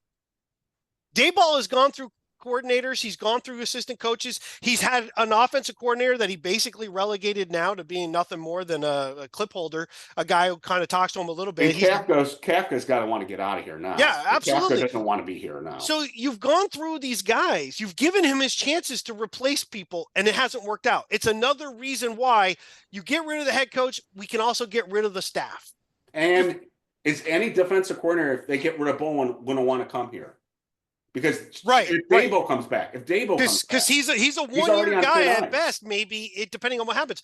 So I know someone's going to say, because of what I just said a minute ago about if you're going to get a rookie quarterback high, you might as well have the new coach. And well, what about Nabers and what about those guys? You drafted them, and now you're going to have new. That doesn't matter. Other position players do not matter. It is the quarterback matters. And if you draft a quarterback and you say, here's your coach, here's his offensive system, and then you fire all those people right after that first year and go, here's your new coach, here's a new system. This guy, we're hoping rookie quarterbacks fail at an alarming rate. We've done in that scenario, you would have done everything possible to have him fail. So as John Mara said before, we did everything to screw this kid up. That's exactly what you would be doing with a draft pick if you bring him in high and you keep the coach that you're kind of like, I don't know, we're probably going to fire him after this year if things go bad. It would have to be really good for Daboll to stay. Any struggle, he's going to be gone. So you got to go new coach, or you get a veteran quarterback, and now things are a little different. I just think you get rid of Daboll. And your logic makes complete sense. It does. So, but we are talking. And if that rumor that I had heard is true, that they were trying to trade for a veteran before the trade deadline was accurate, and that's a big if, then that jives with what you're saying. That it's like we need to get a veteran in here because we can't rely on a rookie to save our necks. And it fits what Daboll just said. There's a reason why he's, after all the time where he could have said stuff like this, when he had Jones struggling, what did he always say? He gives us the best chance to win. He never once said, if we just got competent quarterback play, we would have won that game. But that's what he just said after the Colts game. This is what you get when you get competent. He's used the word competent. He didn't say great. He didn't say, just spectacular, competent play at quarterback. That was a dig, I think, at the fact that he was probably forced Jones through where he didn't want to, up to a point. He wanted to get away from it. I think you and I've talked about this. I think whatever was there that said you're going to go to this point. If you're not winning at that point and Jones just isn't getting done, now you can move away from, we'll let you, which that's got to be a Mara thing then, or it's a Shane thing. It's one of the two. But that's got to be the thing, and that's probably why Daboll was dead man walking. Right, so you're John Mara. You're sitting there, and you're actually contemplating this scenario. Shane stays, Daboll stays, Bowen stays. We're going to roll out Russell Wilson as our starting quarterback next year. Are you excited about that? I'm not. I don't know how I'm already like, Jesus Christ. And I don't know how you can. Because you already told Russell Wilson before, if you came here, you couldn't compete with Daniel Jones. The name there, Justin Fields, Derek Carr. I'm not excited about any of that. I'm not looking forward to that season. And I know people are going to go out there, Eric, you can't keep changing quarterbacks. You can't keep changing GMs. I don't want to do that either, but this didn't work. This isn't working. I mean, people are going, well, Shane's 2024 draft looks great. His 2023 draft looks like shit. The 2022 draft with 2 top 7 picks, one has already been a bust and may have to shift the guard to even remotely redeem his career. And the other one, Thibodeau, even Cy now is saying we may have to draft, our first pick may have to be an edge rusher to replace Thibodeau. So right after we drafted Thibodeau at what was it 5? So yeah, again, so Shane. What? Right. Why would you be excited? Yeah. I mean, what do we? So you say we got to have continuity here. You got to have competency and continuity, and that's where I'm. And then when you roll in all the other things that you've talked about it forces your hands because you got to save your neck. What I've talked about in terms of what do you have to hang your hat on? What have they done? I don't see a big argument. I will be more okay. Not thrilled if they bring back Shane, bring in a new coach, new defensive coordinator, and and go from there and try to get a quarterback. But to me, right now, and I hope I'm wrong, if they bring back Daboll and he has the Giants have a renaissance next year, then I'll be on here going, I was wrong. I was wrong. But I don't have a good feeling about Well, this. we can go through the different coaching scenarios coming up, in other episodes too. But I'll say this, because this is what you just asked the question. Would you be excited? I'm not excited, but let's for 1 second, let's assume that's what's going to happen. Shane, no, just for a second. I know. I just don't want to go through. Let's say Shane comes back and Daboll comes back. In my scenario, you have to get a veteran. Regardless, you can't draft a rookie quarterback really high. You have to get because you got to lock. Well, no, I don't think you can't do that because that's the optics on that are so bad. You skipped Locke, and then that would sell the fact that you relied everything on this one stupid game. If you bring Locke back. So just for now, I don't really care. It doesn't even matter who, but let's random names. Carson Wentz is a guy that could be a reclamation project if you want to. He's backing up in Kansas City right now. Derek Carr. God, there's really not a lot out there. There's not a lot out there. But right now, I'm going to assume Derek Carr, Kirk Cousins, Carson Wentz. I know. Just for this is the hell they're in. But for shits and giggles purposes, let's just say this is true. So you want some veteran. Somebody. This is where anybody, please. This is where I'm at though. This is what I would do if it's me. This is what I would do regardless is what I want to do. I want to make some trades. I'm going to trade back a couple of times. They don't have to be huge trades. I just want to trade back a couple of times. I want to get a couple of extra picks. I'm going to nail a defensive lineman probably fairly. If that's the case, I'm going to get one of the best defensive linemen available. Whether it's an edge guy. I keep saying Mason Graham. If they're going to pick in 7, Mason Graham's now a candidate. But if I can do that by dropping back a couple. So I've seen a couple scenarios where Hunter makes it to 4. If we're at 4, I don't want Hunter. Trade down. A cornerback's not going to change my team right now because I've got two holes at cornerback right now because Banks is a hole just by being on the field. And then I don't know what you have on the other side yet. Phillips is really the slot guy. He should not be a starting corner. So we really need 2. So I don't want Hunter there because you can't maximize the return on that guy. So I want to drop back a couple. I want to then take either Graham or I'll take Carter if he's still there. I want a defensive lineman or an edge guy. I'm also okay with trading Kayvon Thibodeau if somebody wants him. They may need a corner now because Banks blows. Absolutely. Now Banks blows. But I've noticed. And you hired a defensive coordinator that Banks doesn't play well with. I mean, you get a zone guy. Seattle a few years ago nailed their corners. Now Witherspoon was a high pick, but they nailed other corners, Woolen and a couple others by going a little bit. You need to figure out who you are. We talked about this. You need an identity. What are we on defense? I don't know. I don't know what we are. So get an identity. Why bring back Daboll? If Daboll cannot, and after 3 yeyears, has not formed an identity with this team and Shane, then what are we doing? And these are the decision makers. And that's where I'm coming from. So now I want an identity. So I want my corners to be a little bit bigger. I want them to be a little bit more physical. I'm okay with a little bit of lack of speed. If you could be more physical, you can overcome that scheme. I want my defensive line. Dexter Lawrence is never going to be a guy. I'm sorry. Everybody loves him. I think he's a great player. Picking on Dexter. Stop. No, I'm not picking him, but a nose, which is what he is never going to be the dominant player on a team to lead them anywhere if you don't have anything next to him. They're working on getting the guys next to him. Brian Burns is having a good year, and he's not next. He is not next to him. That's the one thing I disagree with you. I don't look. No one's on this team is safe, but Dexter is a way better player than. I didn't say get rid of Dexter. What I'm saying is you can't build around him if you don't have other stuff. What would Fletcher Cox be on the Eagles if he didn't have other defensive tackles? So what I'm saying is you build around Dexter more, or you trade him. But what I'm saying is they haven't done that. That's what I'm trying to say. Yeah. So you can't just say we've got Dexter Lawrence, but they're not. You threw guys out on the edge. Our run defense. What was George Young's big thing besides the dancing elephants? You build up the middle. Right. We have one guy. If you eliminate that one guy, You've got nothing else in there. Right, and I said since August, I've said that the biggest thing that they didn't address was defensive tackle. And you said A'Shawn was their biggest loss, A'Shawn Robinson. Yeah. So if you get a Graham, right, or we get a guy in the second round, we need another big guy in the middle, or the edges don't matter. Somebody else posted this. I loved it, the fact that they said it. You went and got a guy who wins at a pass rush rate of, probably one of the better pass rush rates in the league.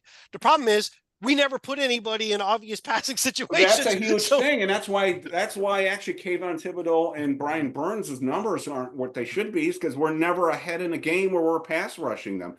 And I do like what you said about the corners being bigger, because you've got to play, in order to make the playoffs, you have to win your division games. And we're going to have to deal with Jaden Daniels for the next decade, and we're going to have to deal with the Eagles still running the ball for a foreseeable future, with or without Saquon Barkley. That's just their system. We got to have corners out there that can play the edge, that can play outside perimeter and the run, and not just cover people. So I agree with you on that. But that gets back to, again, the guys that are there are the ones that are supposed to create the identity. The defensive coordinator is supposed to create the identity.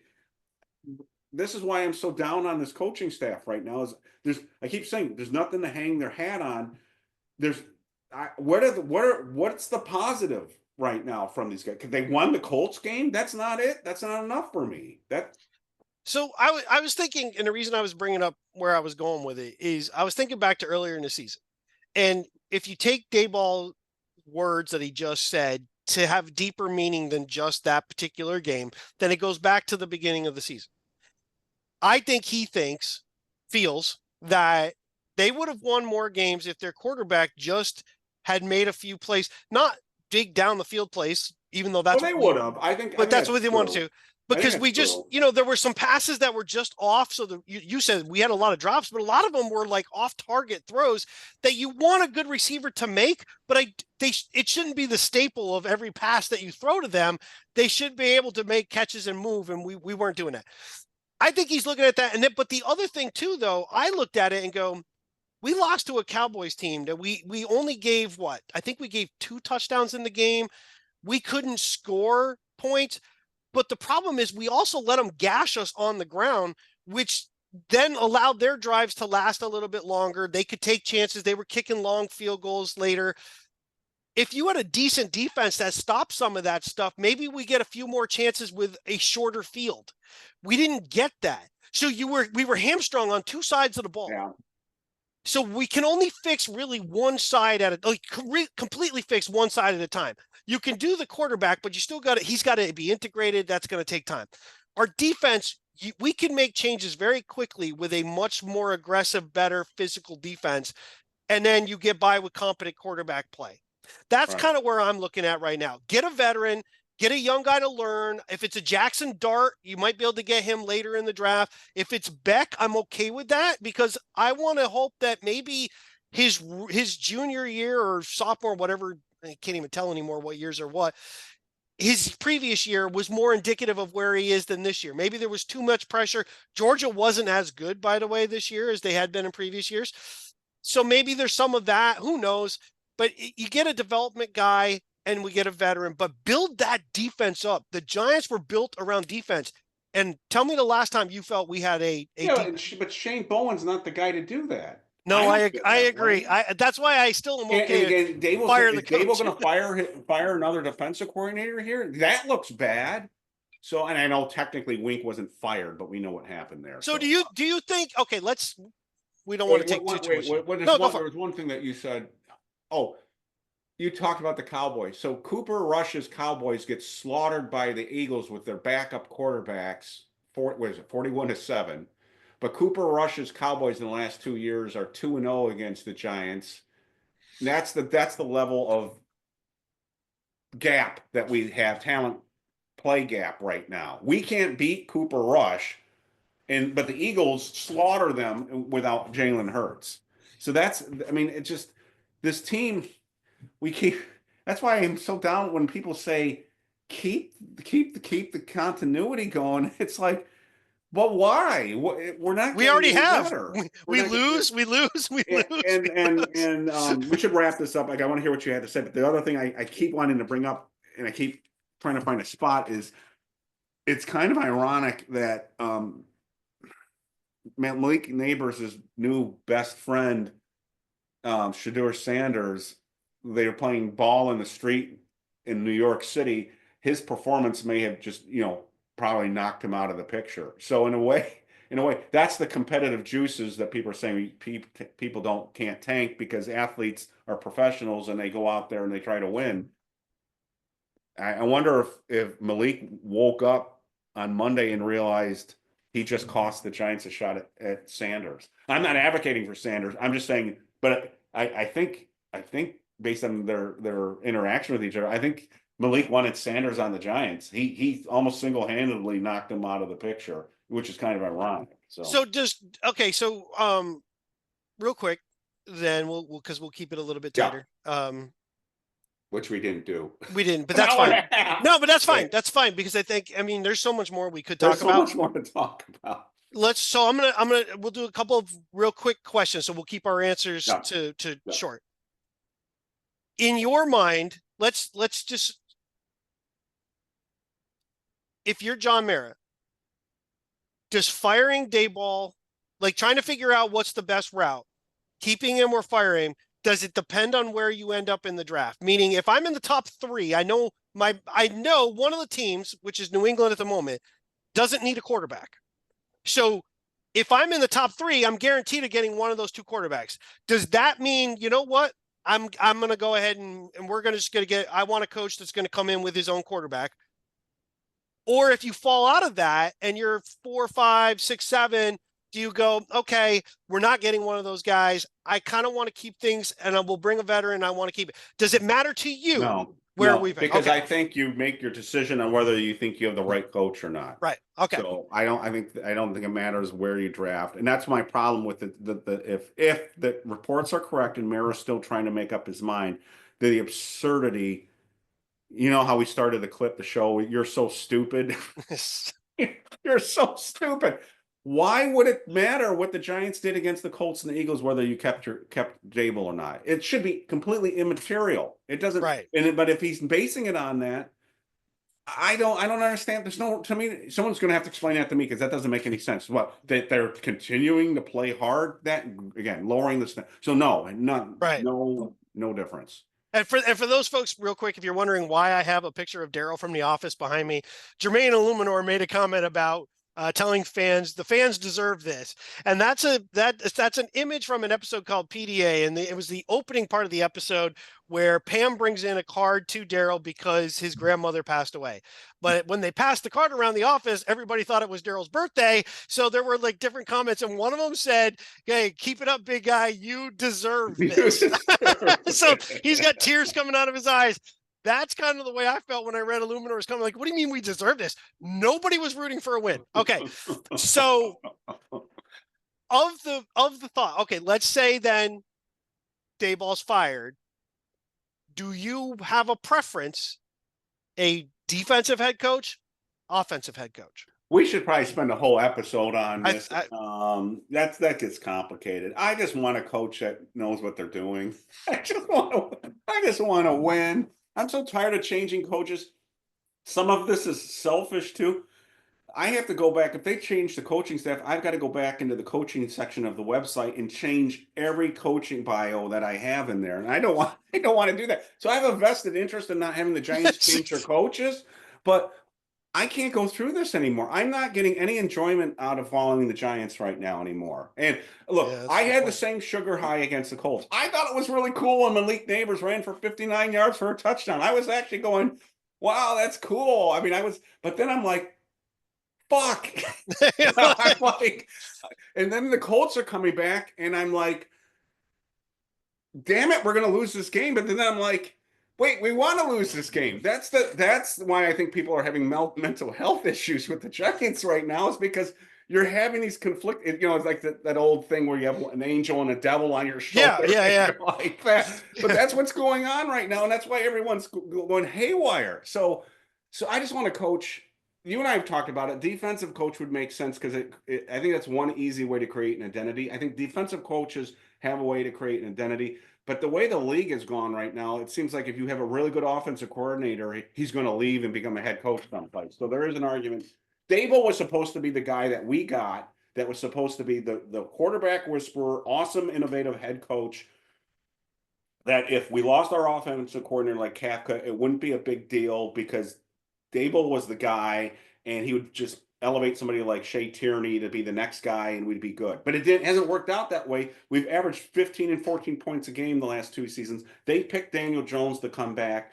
They went into the season with this stupid plan that said, we don't really believe in Daniel Jones, but we're going to surround him with weapons. But if he doesn't work out, we're going to get rid of him, and we're going to be stuck with Drew Lock and DeVito. And that was our game plan. And easily predictable, it turned into a disaster. And they finally get in position to get the first round draft. They're the first overall pick. They just got to tank the last 2 games, and they couldn't even do that. They couldn't. I made a comment earlier about Cam Ward playing the 1 half, sets the record, and then sits down, assuming to not be injured because he's going to be a high draft pick.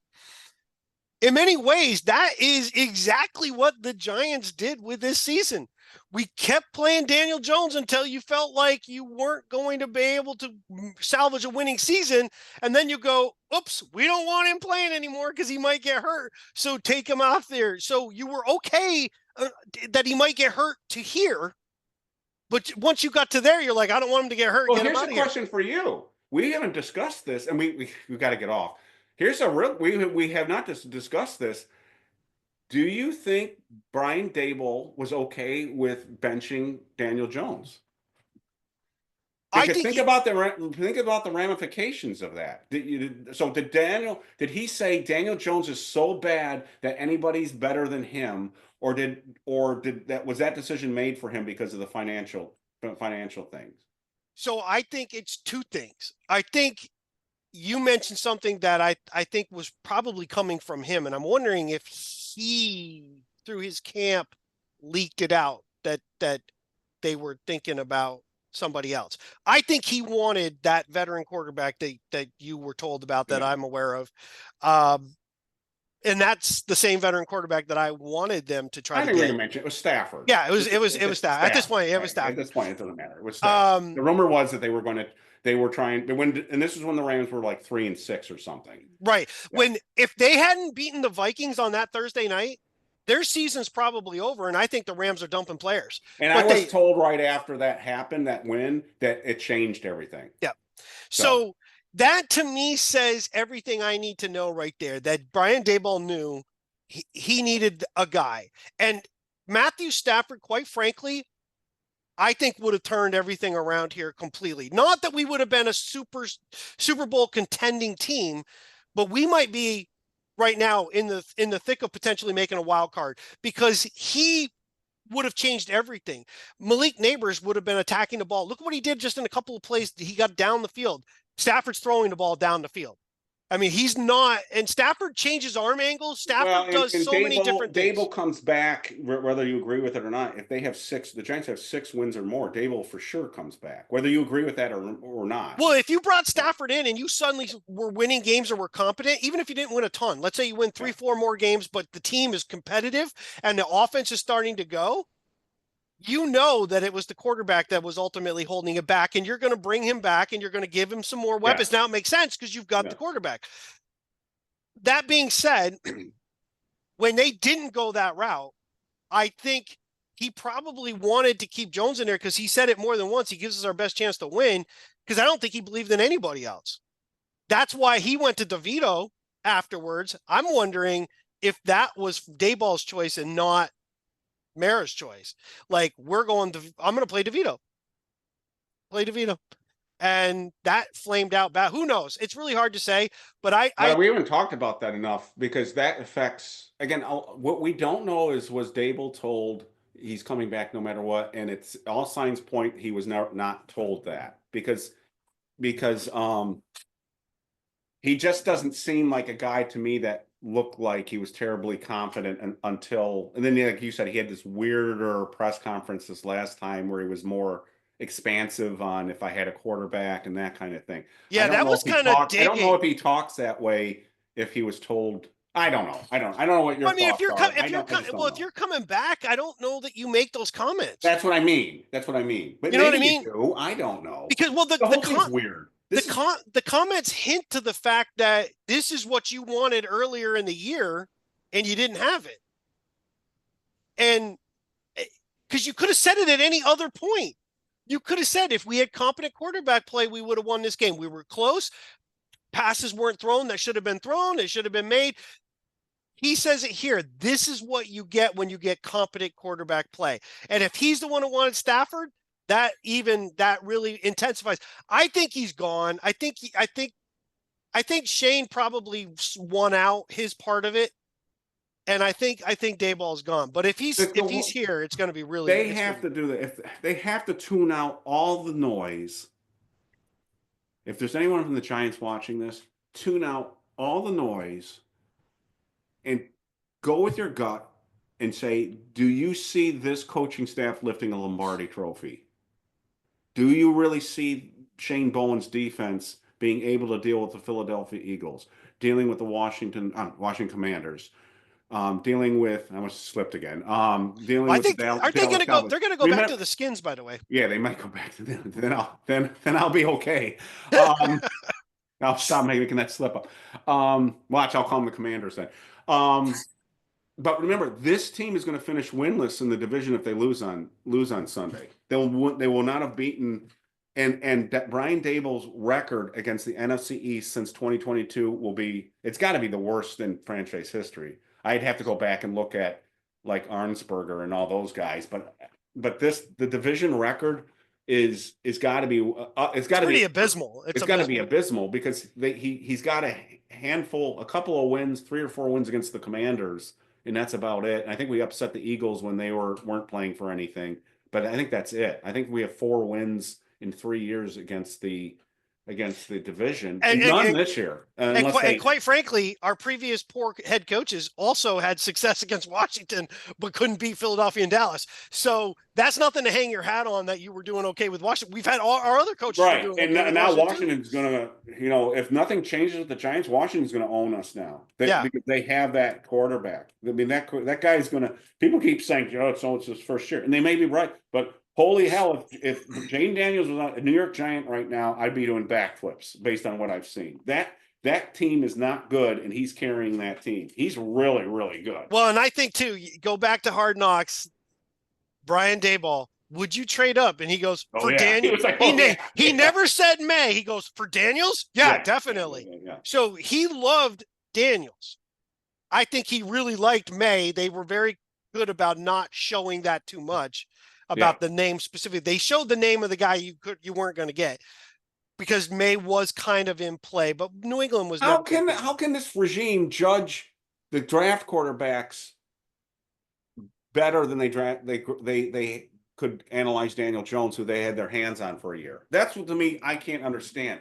They had Daniel Jones under their nose for a full year, and they said, bring this guy back, which gets back to your thing that maybe their hands were tied, but we'll never know. And the thing too, I mean, did you judge the quarterbacks well? Because you went 3, and then the other 3, you apparently thought they weren't good enough, so you went and got a weapon for your guy.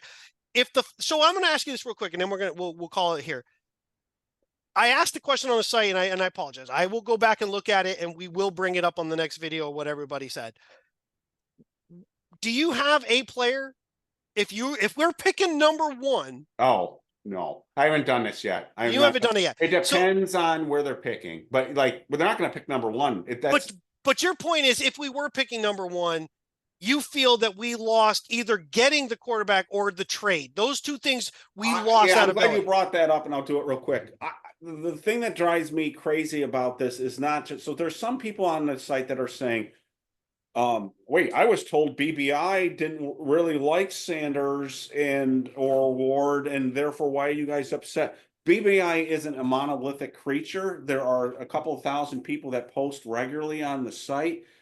Everyone has different opinions, and there are a ton of people, at least half the site, wanted Sanders or Ward. But even if you didn't, I was leaning towards Ward, but I haven't done full dive into this.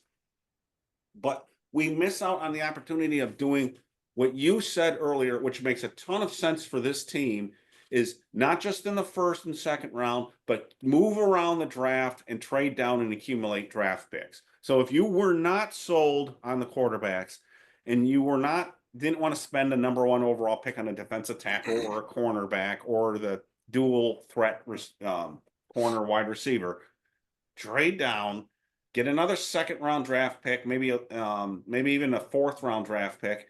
And then at the top of the second round, trade down again. And again, that first pick in the second round always gets traded.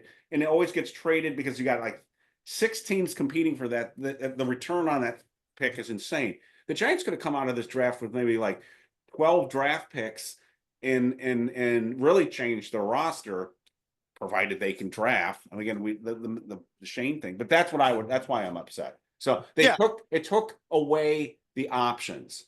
So I'm not mad right now going, oh my God, we lost this player. I'm mad that we lost the options. The options are off the table now. And I feel a lot of people are really pissed about the quarterback thing, but then you're forcing that's where I'm worried. Then you force the pick. And what I was really getting worried about is the Sanders camp seemed to be really pushing the first pick, the Giants. Yeah, what is it with the Giants shoes in the locker? Yeah, and I'm like, and I think if it was a different team with the number 1 pick, that might have been the same thing. Who knows? They're not. I'll say this: the Sanders family is not stupid. Dion knows marketing. Dion knows what you need to do about, creating that persona. Dion can force things to happen without coming out and saying, I'm for it. Where he said, I didn't say anything about them not going anywhere. But you can make things happen. And what was happening, I felt like the Giants were being painted into a corner. And it's one that they really worry about perception. Mara's a big perception guy. And that's stupid too. Yeah, I know. I agree. Be a man, dude. Be a man. By the way, God damn it. If you're gonna make a choice, say you made the choice. I don't have a problem with it. If I feel that's what I want to do, I'm doing it. I don't agree with it, but they should have said if they want to bring back Daboll, they should have said it by now. They should have said it by now. Which is why I think he's not coming back.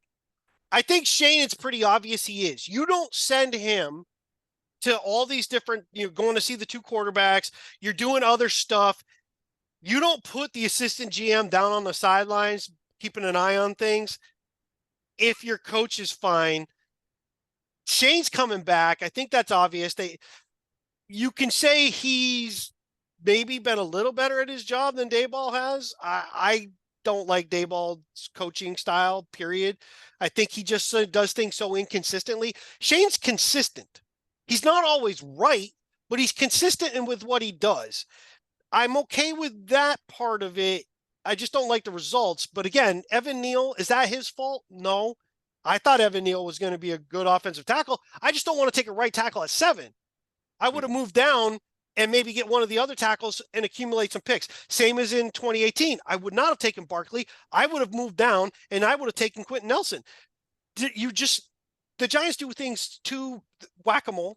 We go after one thing 2 years too late, and then you create more stuff. So anyway, all right. I think Shane's coming back. I think Daboll's got to go, but we'll know next week when we do a show next week where we're at with the coaches, or at least we think we will. Yeah.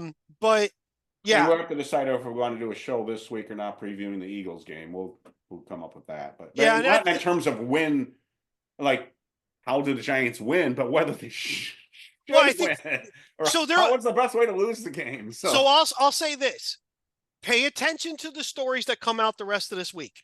Oh yeah. If there are some, pay attention to Paul Schwartz and Ralph Vacchiano. Listen to those guys because they'll float things. If there's some stories that come out like, there's been a little strife in the coaching staff, Daboll and Kafka haven't seen eye to eye, Daboll's been disappointed in Bowen, or there's been some hints that, this staff really just didn't put the players in the best position, that he's out of here. That's just building the narrative before Monday. So that's only if you've already made up your mind. But your fear, and I agree, is that Sunday may play a role in whether Daboll If comes it back. does, if this is all determined on Sunday's game, this Then we're franchise screwed. is in way deeper Yeah. trouble than we want to admit. And don't tell me, Giants fans out there, that I'm making too much out of this. If they're basing their decision on Sunday's game, the big picture stuff, the big strategic stuff, you might want to find a new team. You might want to find a new team. So- I don't know what to tell you because we're becoming a team. I used to kind of cringe because I like other sports too, and but I don't follow them as closely as I follow the Giants. But I used to shake my head reading the Knicks threads over the decades that BBI's been on, because I kept thinking nothing's going to change with the Knicks because the way that the team is owned. And yeah, I know they've had some ups lately, but again, I feel like the Giants are in that ship right now. It's like it's so rotten at the top right now. That's why I'm really concerned about this. I mean, John, if you're listening or you have your minions listening out there, just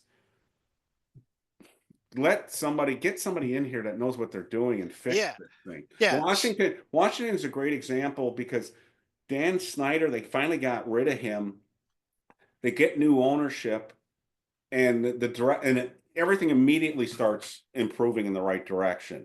And the Cowboys started turning things around when Jerry Jones stopped getting involved in the draft as much, and the guy that runs the draft down there, who's really good. You got to have good people in place to build a team and know what they're doing, and then you have to have a good coach, quarterback, and defense. Just get those things in order, and you'll easily be a 9-7 team in this league, and because the league's awful. Look how many 3-win teams there are right now. I'm not sure.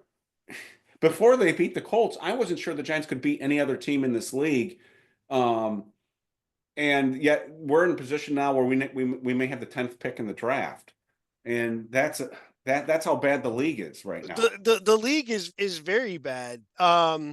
There's a lot of bad football right now. So if you look, I'll say this too, and then I'll end it. You mentioned Washington. Dan Quinn is a great example of what the Giants potentially need to look at. They interviewed him. They wanted to interview him. Remember when they were looking at? Wasn't he part of the coaching cycle when they were? Didn't they want to interview him when Daboll came in? I thought they did. Maybe. They might have, yeah. I think they wanted an interview. But where I was going with this is that for those of you who keep crapping on the Vrabel thing, right? I've mentioned Vrabel, and people go, Vrabel never won anything. They never could get over the hump. Blah blah blah blah blah.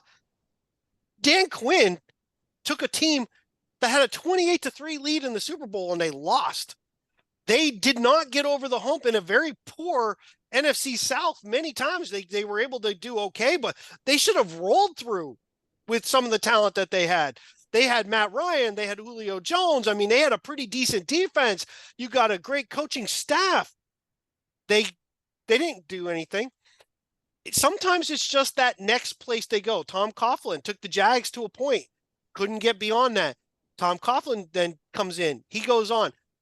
Don't crap on the Vrabel thing. I think Vrabel is a guy. Now, will he want to come here? That's a whole different thing. All right, John. So my wife just walked in the front door and she goes, "Oh my God, they're still on." No, actually, I got a text a little while ago going. She goes, "I thought you were going to go fast," and I was like, "Well, we are." Okay.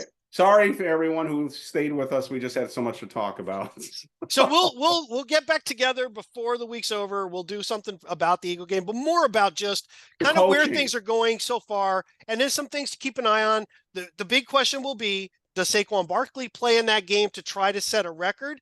I suspect he won't, because I think if it was in Giant Stadium, they might do it. I know, like Giant Stadium, MetLife, whatever. At home, they don't want to risk. If Barkley were to get hurt at home in their own stadium, knowing that they're going to be playing a playoff game the next week, no. On the road, maybe playing where he could do it, stick it to the old team that he was in. Maybe they let him play a half. I don't think Barkley ends up playing, especially. We'll talk about this next time. We'll wrap this up. Yeah. So with that being said, like, subscribe, all that good stuff. And God, we won a game. and we're all sad. Yay! You're so stupid. All right. We'll catch up again. Appreciate you listening, and have a great day, and Happy New Year.